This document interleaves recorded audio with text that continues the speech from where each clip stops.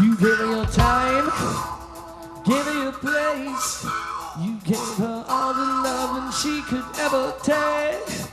It's not enough, you don't understand. You thought you'd never see her again. Swat!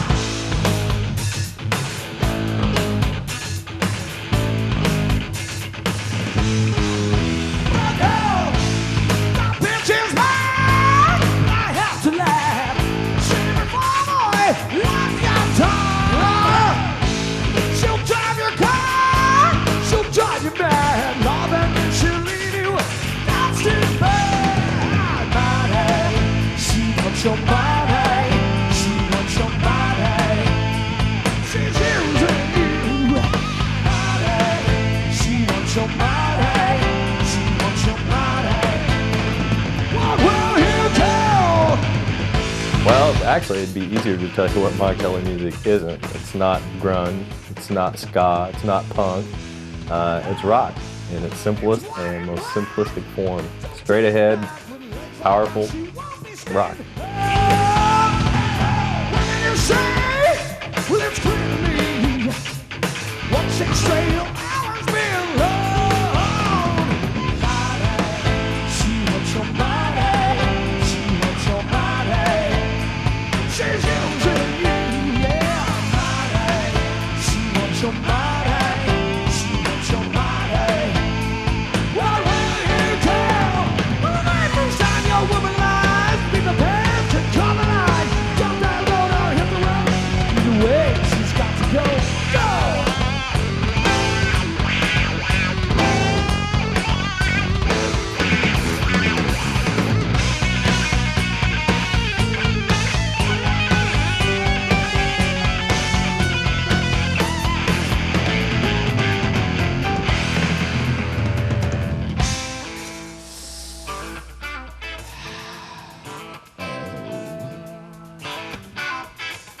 You gave her your time, gave her your place.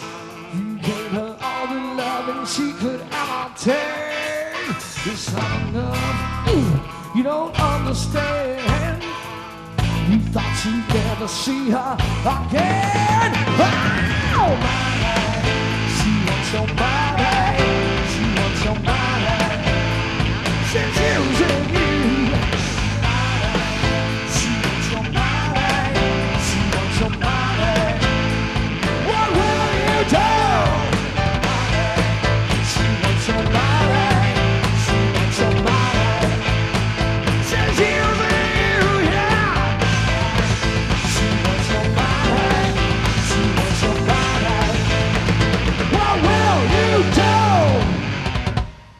"10 years, yeah. We've survived somehow for 10 years, and God, 87 we got together in a horse barn of all places, and probably if we knew what was gonna, lie ahead of us, we would have shot each other right there. But got together. Our first show was, we were doing copy stuff at the time. That was no original bands to speak of whatsoever back then. And, we did a whole mix of music, everything from, what was considered hard rock at the time. That there weren't bands like Sepultura around or whatever, but, the Scorpions and stuff that was considered, metal at the time. We did everything from that to Lou Gramm to Robin Trower music. Our shows, in fact, I look back today and, we have set lists and stuff. I don't think anybody saved anything, but we never cleaned the house here, so it was laying around, and you'd find a set list from 1989, and you forgot about half the songs that they existed, and and you couldn't believe you even played them at one point, But we'd do Yes music, and through our whole history, the only thing that's ever changed is the bass player. We had a guy named Alan Kelley started out with us. Then we had a guy named Dane Poe that was with us probably, through our indie days when we were, the big, Bentley's rock band, whatnot. And then we got a guy named Jason Loeffner that played with us for like a year, 6 months or something. And then Bo's been with us, I think, 2 or 3 years now. But, you know, we went through this whole thing. We played, you know, bars around Lafayette, where we're originally from. Then the guy that owned the bar in Lafayette owned the bar in Bloomington, or his brother did. We started playing there. And then we started writing our own music, putting out our first album, and that went well for us. I mean, looking back, it was our first attempt, you know. It was a garage album or whatever, but for, you know, back at that point, I mean, everybody's got an album, you know. My grandmother put out an album last week, you know. But back then, you know, you didn't put out albums. Not many people did it unless you had a record deal. And and got hooked up with, you know, some radio people, and then started playing here in Indianapolis, and then it just branched out, you know. Pretty soon we were playing everywhere. We played, you know, from Canada to Texas, you know, Cleveland, you know, all the big cities, and basically went into a vein where we moved into original music. Did a second album, you know, got a ton of airplay off that. Things were going really well for us. Did a third album, you know. We had a guy from New York that was shopping us, and it was 1991, 92, 93, something. I don't even know when the hell it was, but it was, things were going great, and then grunge hit. It's like, you know, nobody would touch, especially like the big record labels, nobody would touch a rock band. And, you know, the first question was, you know, what is Ma Kelley music? Well, and I said it wasn't grunge. And at that point, you know, we just had to, we kind of stuck to our guns, and we did another album, and we did another rock album, because that's what we do. I mean, the most ridiculous thing in the world would be us up there doing grunge music, or, you know, we just didn't go with the flow for some reason. It was just too ingrained in our roots or whatever. We became better songwriters, but, you know, we didn't turn into a grunge band or whatnot. The fourth album came out. We got a record deal in Europe. It came out on Revolver Records over in Europe. You know, things are going well. Hey, let's do another album. We got a producer from Canada named Mark Berry, and then these investors from New York wanted to put some money up for us to go do an album. So probably, was it January, December, no, January, February, March, something like that. We went out to New York and recorded an album, and that's our newest album. So that's basically brings you right up to date. Sometimes she walks when you're pulling her down. Sometimes she runs, but she knows you're around. You know she won't take it too long.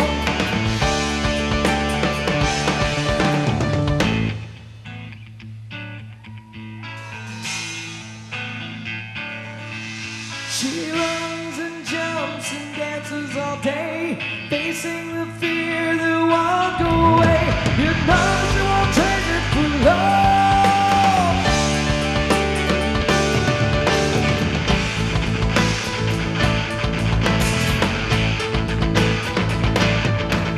Forgiving by nature, completely right.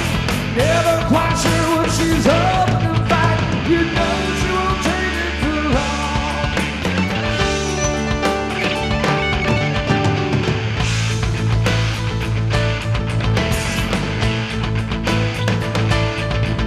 Well, sometimes she's sad and need a little friend, but she's strong in her baby, face of the wind.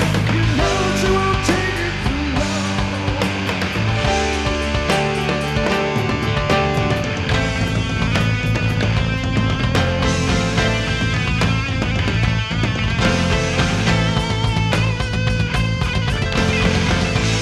We have played from Long Island, New York to, I don't know what you'd consider the furthest west would be Kansas City or Dallas, Texas, or Houston or Dallas.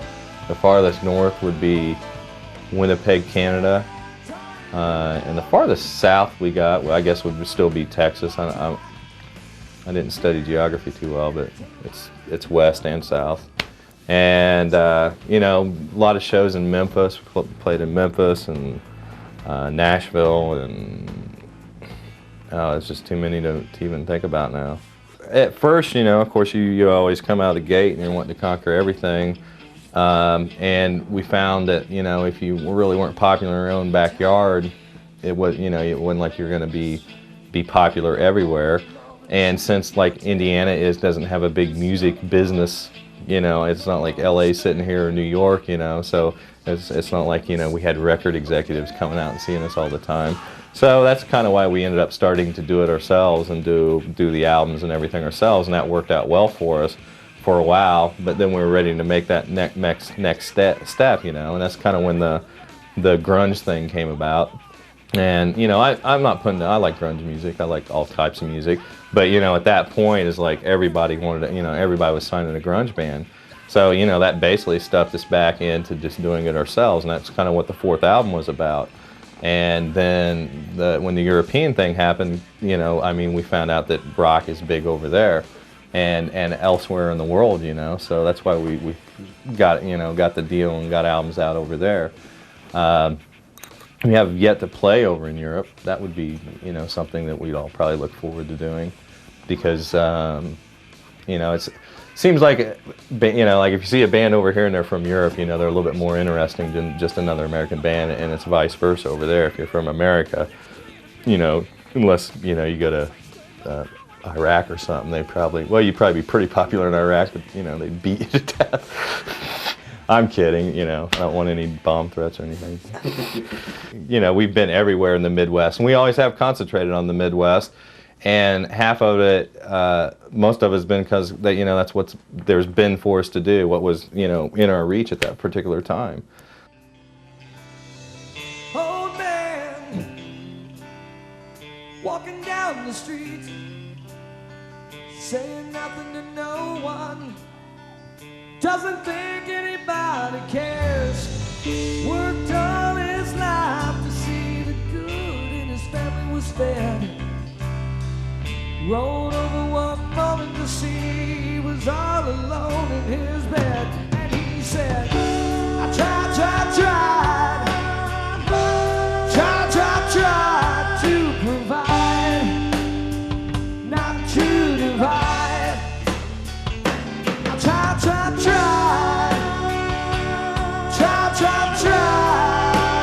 yeah, to provide, not to divide, yeah. But nothing ever changes.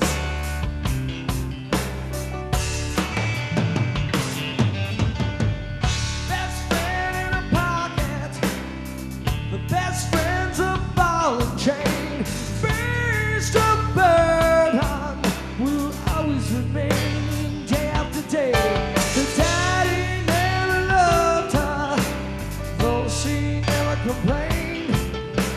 That's the way she thought it was, but some things never change. And she said, I tried to survive, yeah. To survive. I tried,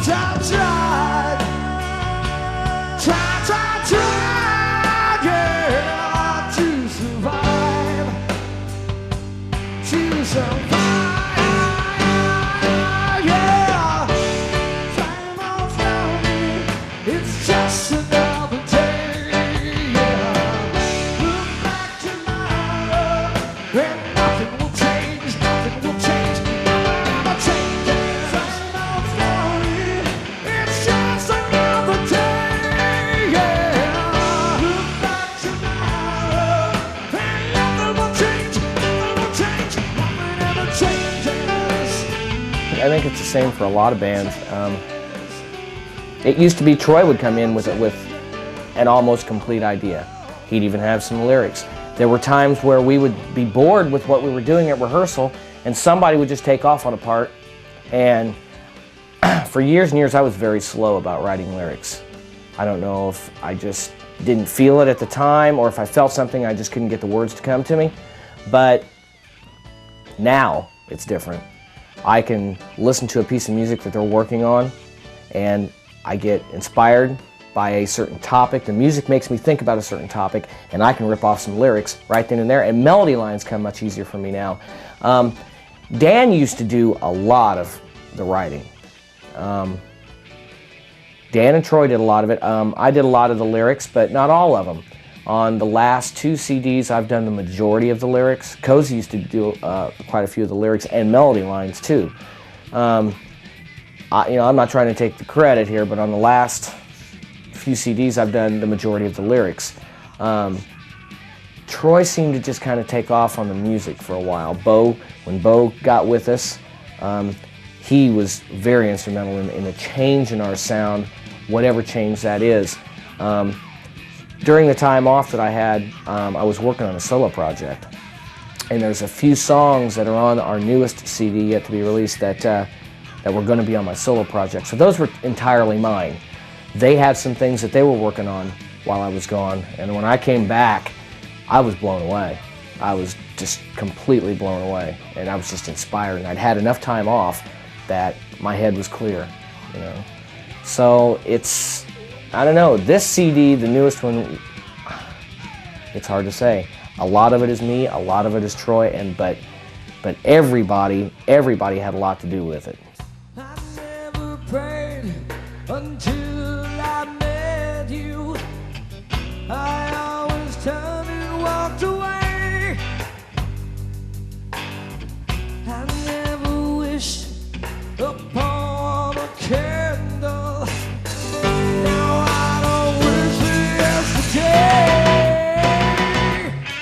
You ain't at all, but you gotta pay someone to take it all with no concern. I thought I'd face the big one. You play with fire, you will burn.